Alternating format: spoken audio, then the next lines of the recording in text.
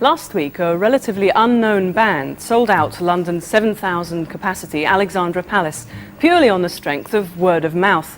This week, their new single went into the charts as the highest new entry. Seemingly, Manchester's Stone Roses have overnight made the leap from promising cult band to the hottest musical phenomenon of the moment. Tonight, they play live on television for the first time, the Stone Roses.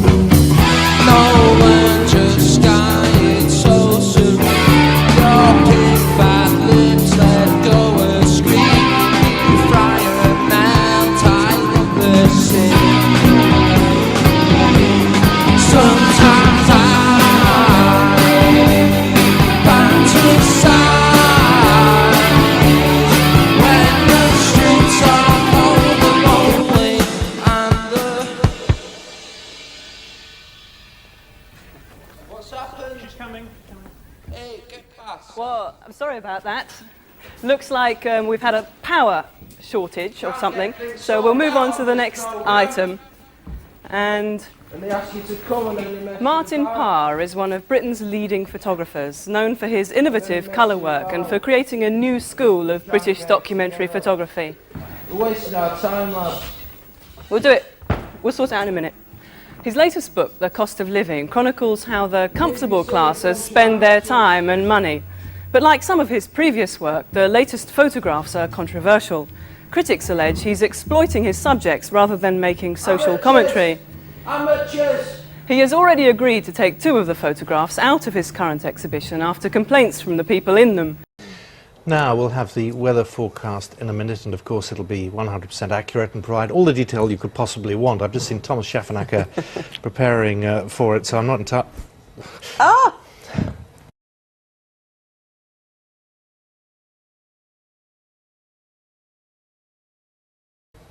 Every now and then there's always one mistake. That was it. Now, would anyone want their very own...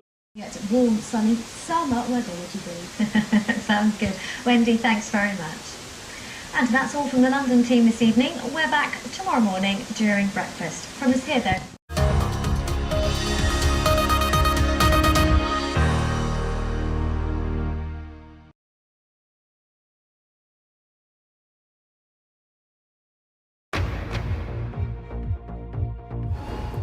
This is BBC News. I'm Carol Walker.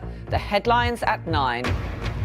The government starts selling off its stake in RBS. Chancellor George Osborne is accused of throwing away money.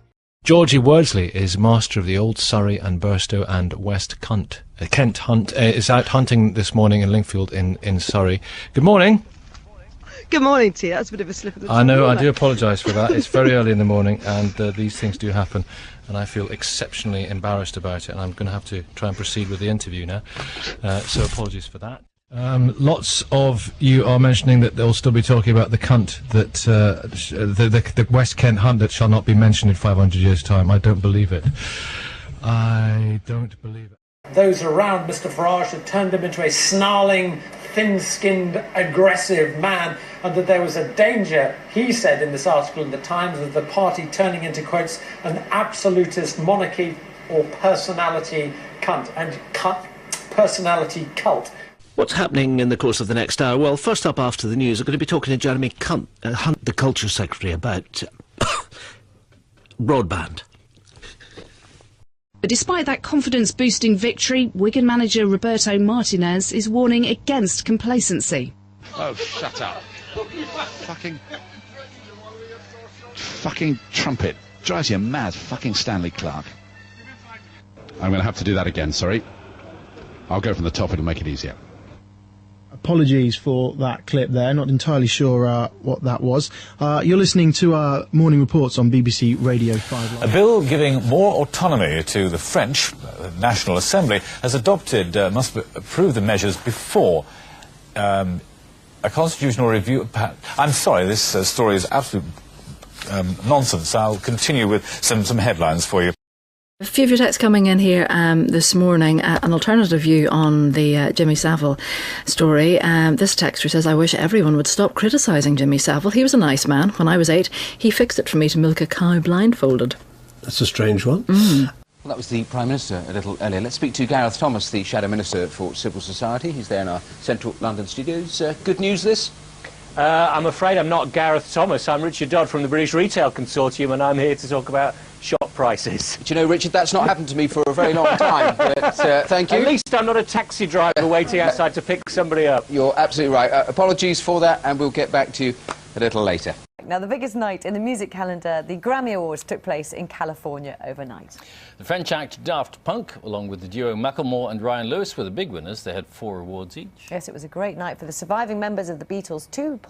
Sir Paul McCartney and Ringo Starr received a Lifetime Achievement Award and performed together 50 years after the band first played in America, as Alistair Leithhead reports from the ceremony.